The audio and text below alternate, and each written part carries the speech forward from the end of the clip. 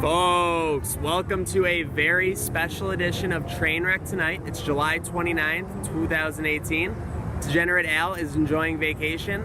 I'm joined, Maniac, by Ty B, and a very special guest, Ryan Mura.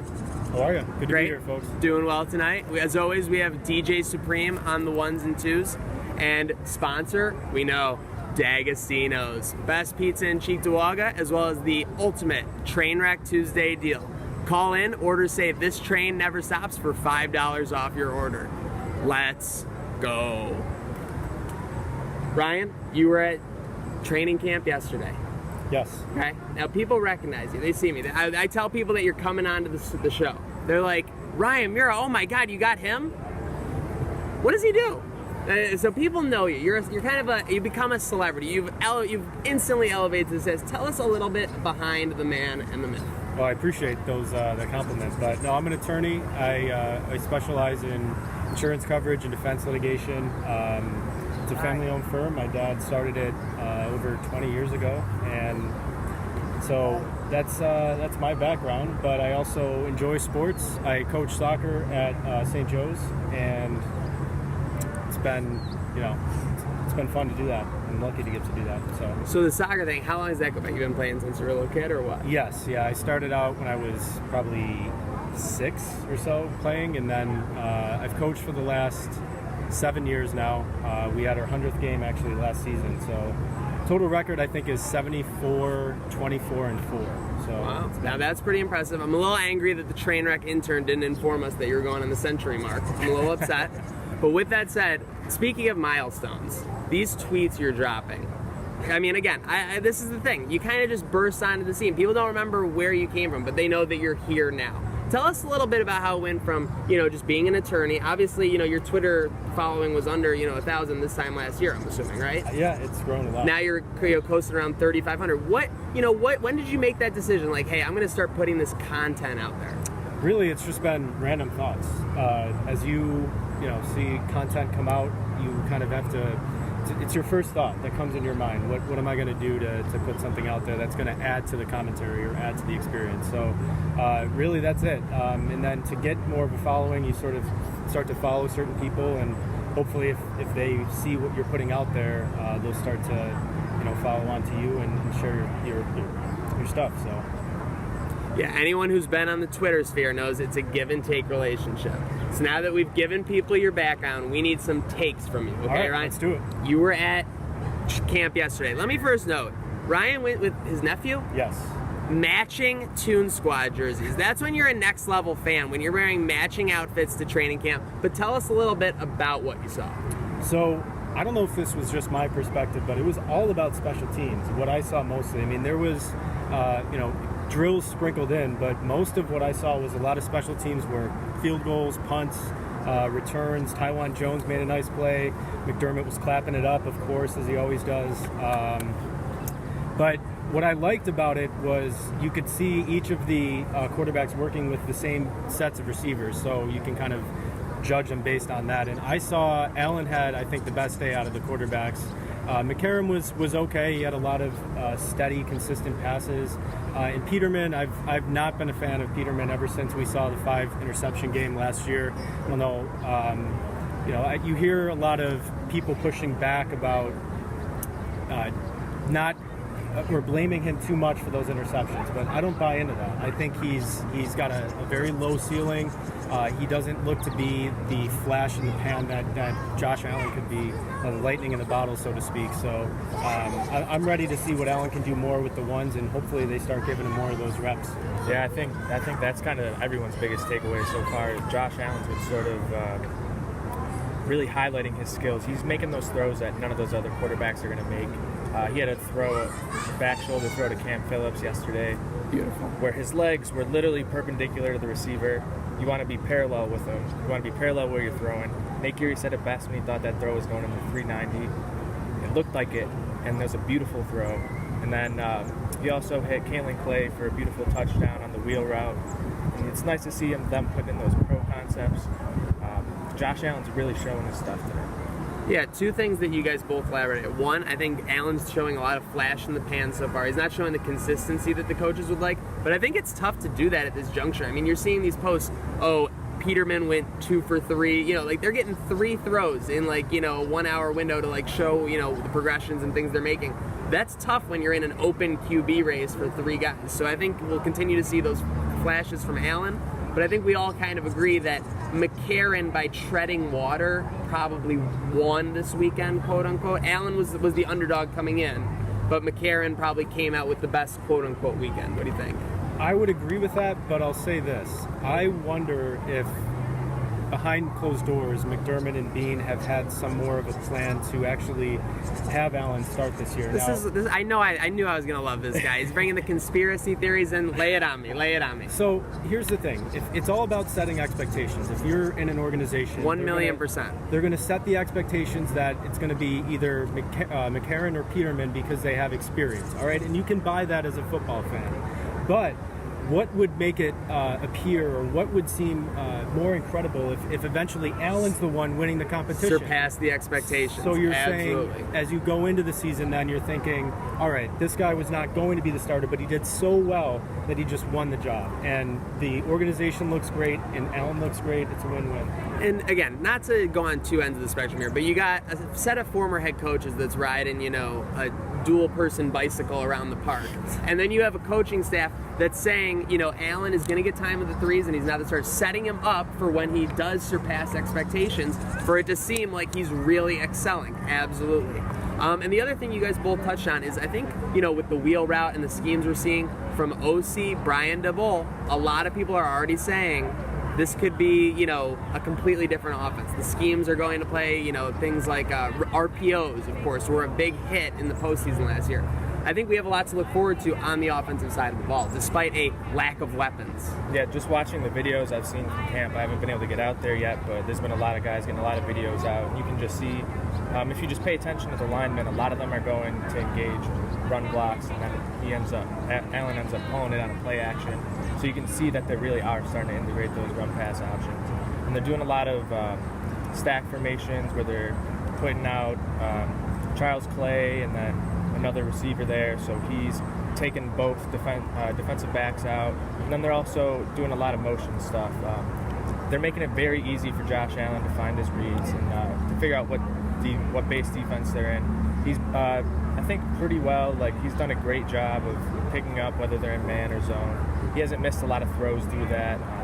Like yesterday's interception that Ryan Grant made a great play on. It was supposed to be more of a corner. He threw it more of an out, and you know, that's probably his fault. The other one, Kelvin Benjamin made a great play. He almost had that was it, you can see in slow mo. It up. Yeah, 50-50 jump ball that he's got to be coming down. They made a phenomenal play. With Kelvin Benjamin, even though it was Vontae Davis, that's not a 50-50 ball. You don't ever expect Vontae Davis to go up and make that play over him.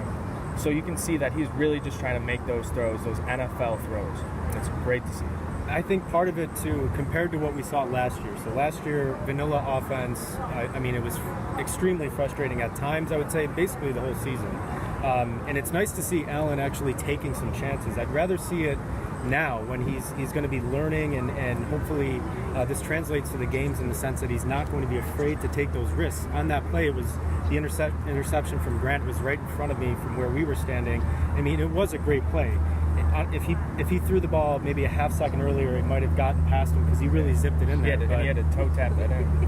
From what again, I think comparing to last year with Dennison, now with Dable, I hope that he's more willing to adapt to the players. I think that's also a big, important part for the success for this team this year. I mean, that's a pretty standard thing in the NFL, and that's why it was so frustrating last year with Dennison. I mean, you're getting Mike Tolbert lined up at receiver. I don't care how low your weapons are. I mean, that is not a winning scenario. Okay, but now let's just touch on it real quick, because a big part of, you know, the culture and everything in Bills football right now is the QB, the WHOSDAQ. What prices are you guys expecting tomorrow morning? The WHOSDAQ opened last week. McCarron was a slight favorite, right? Peterman a little bit behind him. Allen an underdog. What do you guys think we're going to see tomorrow? So Jeremy White put out another poll trying to gauge the fan interest. I got those updated numbers. McCarron's at 34%. Allen was at 57%, and Peterman was at 9%. We'll see if they end up using those numbers, but if that's a big jump, then I'll take that. I got my Allen stocks, and I'm happy. I want to sell those Petermans off and give me a couple more Allen stocks for sure. I think right now might be time to sell the Allen stocks. He just had a great weekend. He might have a step back next weekend, and then you can double down and buy back with what you sell. Yeah, I think the thing is he's practicing mostly with the threes. Like today, he had more off day. It was a lot of miscommunication with the receivers. They let him down a lot. He might have, some of it might have been his fault, but you saw Dable go over a couple times to the receivers after and say, hey, you got to make an adjustment on that ball. This is supposed to be, a back shoulder or something like that. And whereas I saw Peterman try to throw a back shoulder today, and I would never like to see that again. No, you love to see the OC taking a leadership role, using the players in the right roles. Obviously, we all hope the offense takes a step up from last year, which would be nice because the defense, did its part last year. Outside of the quarterback, over the next 3 to 4 weeks, what is the storyline at training camp that you guys are most interested in watching closely?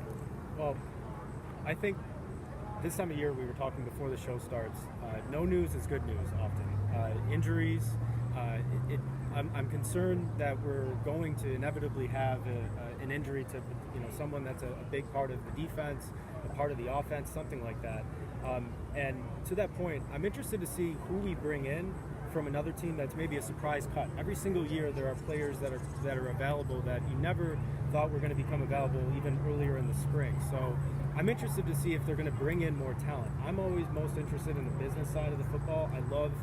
Brandon Beane has the best job in the world, I think. Yeah. He gets to control the team, the direction, the players, everyone, down to the minute details. So I'm really interested to see what he's going to do in the meantime about bringing somebody in that potentially has more talent. I think for me, it's the wide receiver competition.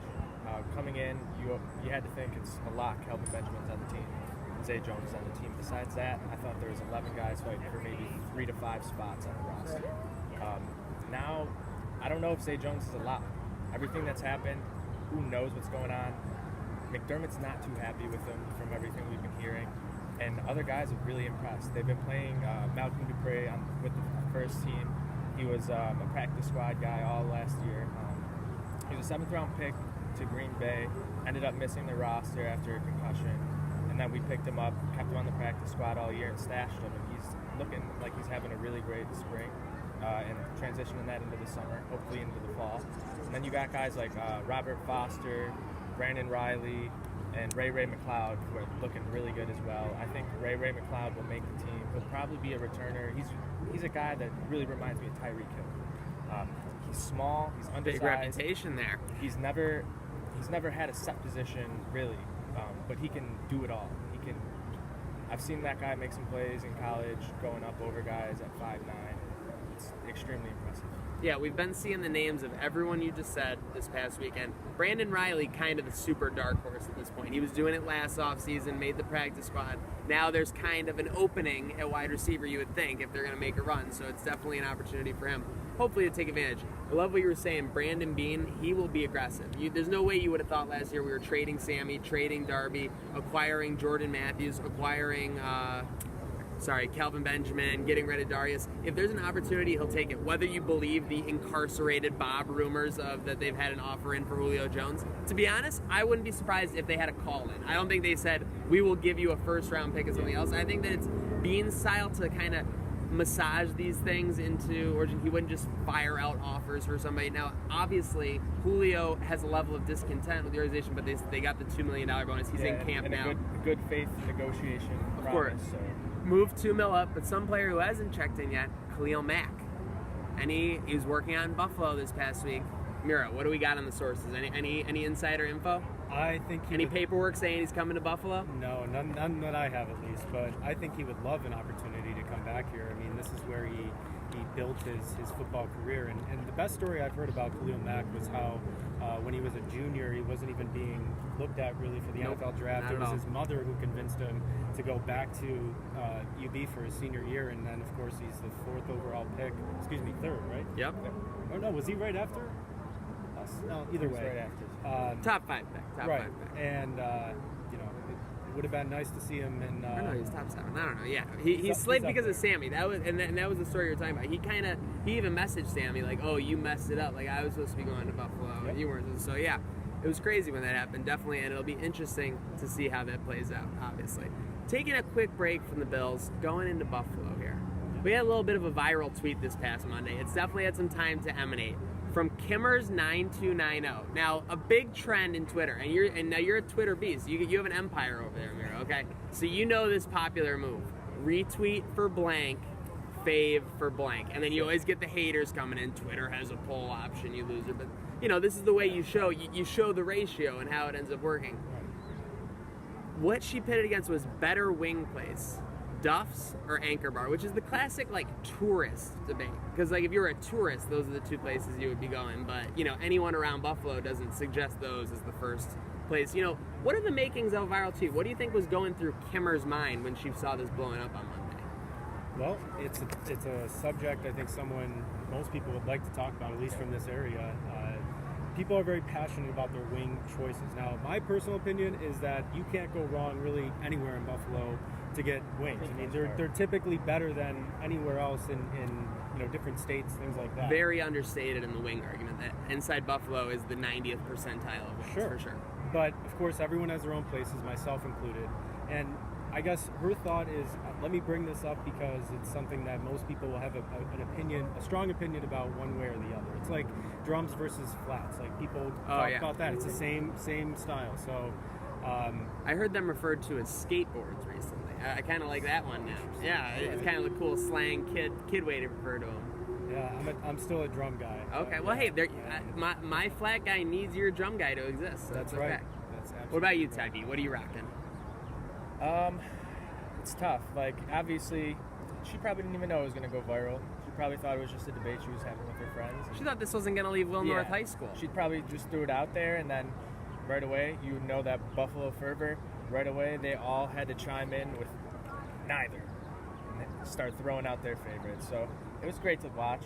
It almost got ratioed on a tweet like that, which is pretty crazy. And I think the reason why Duff's was what someone once suggested when someone tried to claim that Anchor Bar was the best. It's somebody mentioned Duff's, and then it was always Duff's versus Anchor Bar.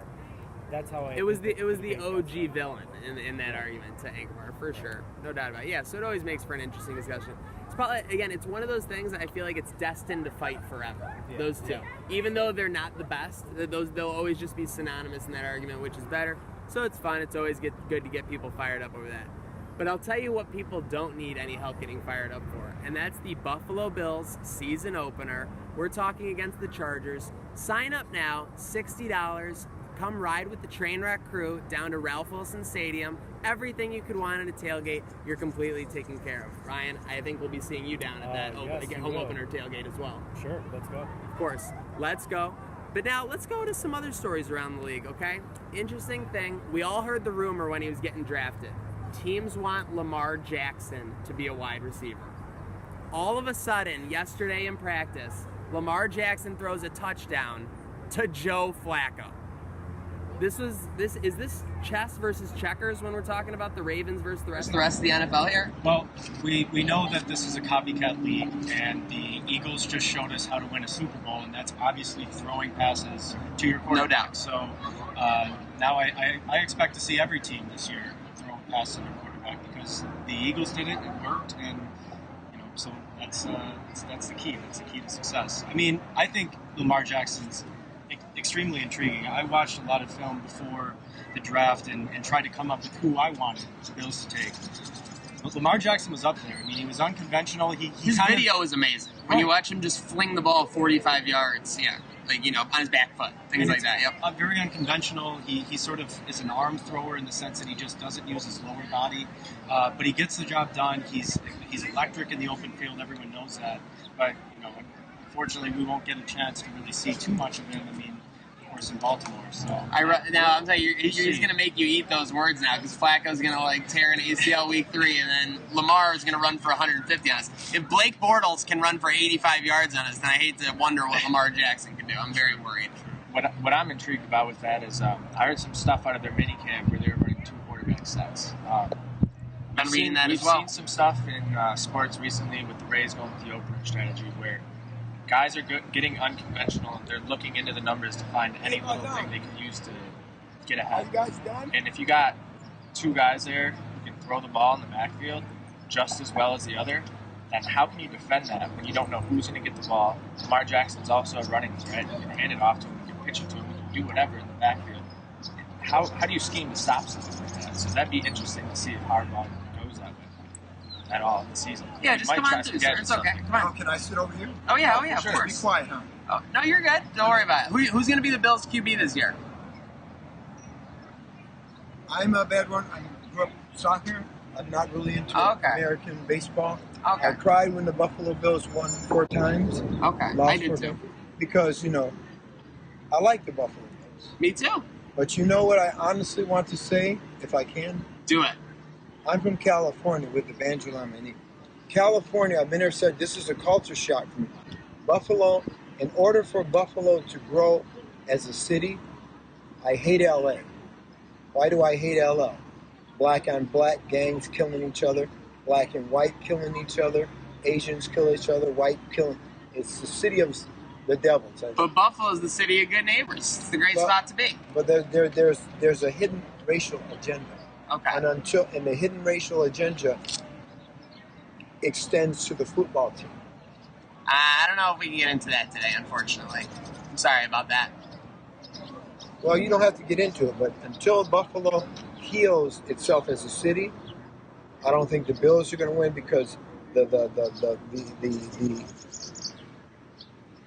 the camaraderie is fake. Okay. Not all Buffaloans. Let's see, you guys are Buffaloans. Of course. Most Buffalonians are good, but the ones that are messed up are the ones that are old and in their old mind and don't want to change and bend with, like, the mayor and city council. I don't think that they're very good because they could do more. They need to get together and heal this lake.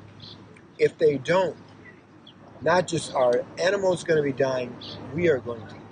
But It's a there true are point, times for that sure. you can walk through. Definitely some mutant fishing. Yeah, there's time. You can walk through here late at night and way at the end here when it isn't being pumped out. Well, I thank you, sir, for that. But I'll tell you who else is dying. And let me tell you about this. Wade Phillips. He's joining in the Fortnite game, okay? He's dropping in the island. He's going Tilted Towers. He's going Retail Row. The reporter goes, no, you're not really playing Fortnite, are you? Like, that's a joke. He goes, no, I've got a pretty good squad. Like, we go nightly. What do you guys, are you guys squadding up with Wade Phillips? If you're a coach, you got to have that competitive edge always. He's just looking for a way to find that itch, get that itch off. He wants to be out there trying to win however he can. I would squad up with Wade Phillips. I hope he's on PlayStation. If he is, add me and we'll play. I've actually never played Fortnite in my Hey. life. I am terrible at shooting video games. I can't figure out quickly enough how to do the turning and the strafing and That's what makes it so exciting. Oh my gosh, I'm terrible. I'm trying to. By the time I figure out where I need to do spin around, I'm already done. Sounds I'm like a me sports and my guy. roommate Max when he started out. Yeah.